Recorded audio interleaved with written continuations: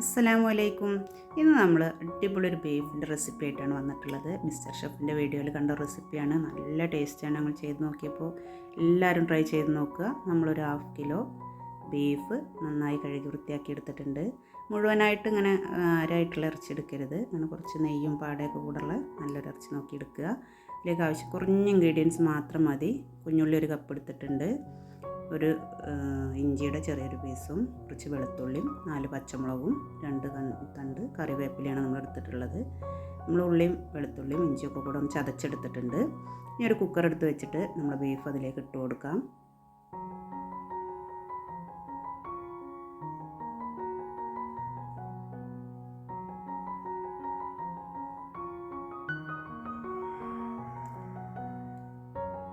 രണ്ട് തണ്ട് കറിവേപ്പിലയാണ് ഇട്ട് കൊടുക്കാം. നമ്മൾ ചതച്ച് വെച്ച ഉള്ളിയിൽ നിന്ന് നമുക്കൊരു പകുതി ചേർത്ത് കൊടുക്കാം.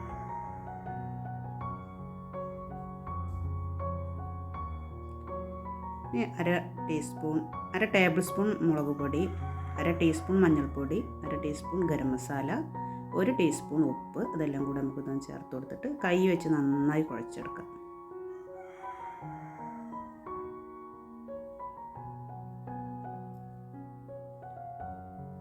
നമ്മൾ കുക്കറൊന്ന് അടച്ചു കൊടുത്തിട്ട് ഒരു മീഡിയം ഫ്ലെയിമിൽ നമുക്കൊരു 4 വിസിലടുപ്പിച്ചെടുക്കാം. അപ്പോൾ നമ്മൾ ബീഫ് വിസിലടിച്ച് കഴിഞ്ഞിട്ടുണ്ട്. ഇനി നമുക്ക് ഇതിനുള്ളൊരു ഗ്രേവി തയ്യാറാക്കാൻ വേണ്ടിയിട്ട് ഒരു പാൻ അടുപ്പത്ത് വെച്ചിട്ടുണ്ട്. പാൻ ചൂടായി വരുമ്പോൾ 2 ടേബിൾ സ്പൂൺ വെളിച്ചെണ്ണയാണ് ഒഴിച്ചു കൊടുത്തിട്ടുള്ളത്.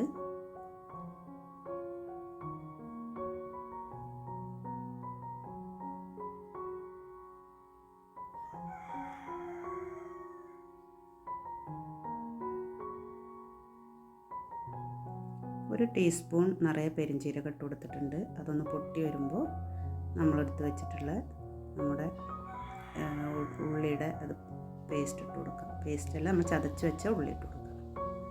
2 തണ്ട് കറിവേപ്പില ഇതിലിട്ട് കൊടുക്കുന്നുണ്ട്.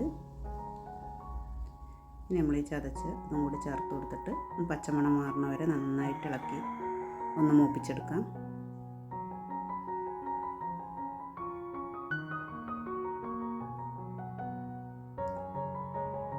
ആവശ്യത്തിനുള്ള ഉപ്പും കൂടെ അതിൽ ചേർത്ത് കൊടുക്കുന്നുണ്ട്.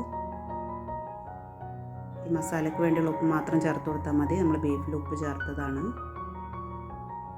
അപ്പോൾ നന്നായി വഴന്ന് വന്നിട്ടുണ്ട്. ഇതിലേക്ക് നമുക്ക് 1.5 ടേബിൾ സ്പൂൺ മല്ലിപ്പൊടിയും 1/2 ടീസ്പൂൺ മുളക് പൊടിയും 1/2 ടീസ്പൂൺ ഗരം മസാലയാണ് എടുത്ത് വെച്ചിട്ടുള്ളത്. അതും കൂടെ ഒന്ന് ചേർത്ത് കൊടുത്തിട്ട് പൊടികളുടെ പച്ചമണം മാറുന്നത് വരെ നമുക്കൊന്ന് റോസ്റ്റ് ചെയ്തെടുക്കാം.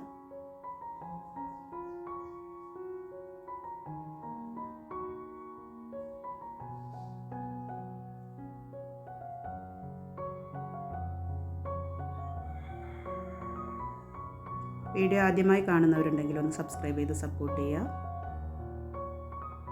അപ്പോൾ നമ്മുടെ മസാലകളൊക്കെ പച്ചമണമൊക്കെ മാറി വന്നിട്ടുണ്ട്. ഇനി നമ്മൾ വേവിച്ച് വെച്ചിട്ടുള്ള ബീഫ് ചേർത്ത് കൊടുക്കാം.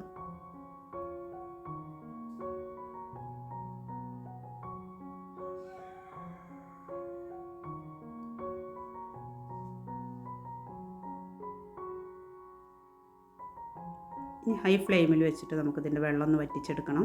ഇടയ്ക്കിടയ്ക്കൊന്ന് ഇളക്കി കൊടുക്കണം. അടി പിടിക്കാതെ ശ്രദ്ധിക്കുക.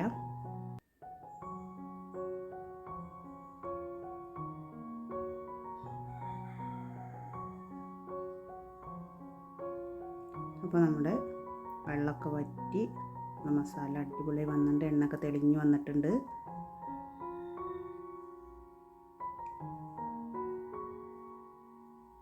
ഒരു ടീസ്പൂൺ കുരുമുളക് ഒന്ന് ചതച്ചെടുത്തതാണ്.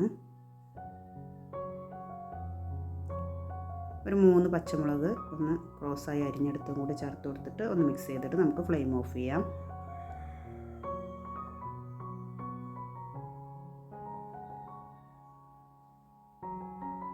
നന്നായി ഡ്രൈ ആക്കി എടുക്കാനാണ് ഇഷ്ടം വെച്ചെങ്കിൽ ഇനിയും വീണ്ടും ഇങ്ങനെ ചെറിയ ഫ്ലെയിമിൽ വെച്ചിട്ട് ഇളക്കി നമുക്ക് ഡ്രൈ ആക്കി എടുക്കാം. ഞങ്ങൾ ഇതേ ഒരു പരുവത്തിലാണ് എടുത്തിട്ടുള്ളത്.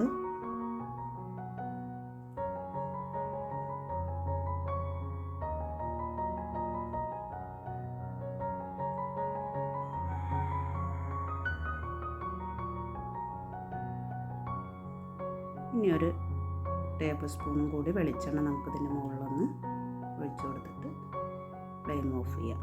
അപ്പോൾ നമ്മൾ അത്രയേ ഉള്ളൂ. നമ്മളെ ബീഫ് ഫ്രൈ റെഡി ആയിട്ടുണ്ട്. നല്ല സ്മെല്ലാണ്, നല്ല ടേസ്റ്റുമാണ്. എല്ലാവരും ട്രൈ ചെയ്ത് നോക്കുക. നമുക്ക് റെസ്റ്റോറൻറ്റിൽ നിന്നൊക്കെ കിട്ടുന്ന അതേ സ്റ്റൈലിൽ കിട്ടും.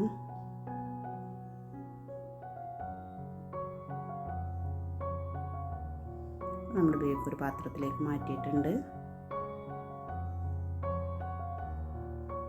സൂപ്പർ ടേസ്റ്റാണ്, നല്ല മണം വരുന്നുണ്ട്. വീഡിയോ ഇഷ്ടമായ എല്ലാവരും ലൈക്ക് ചെയ്യുക, ഷെയർ ചെയ്യുക, കമൻറ്റ് ചെയ്യുക. അടുത്തൊരു വീഡിയോയുമായി നമുക്ക് വീണ്ടും കാണാം.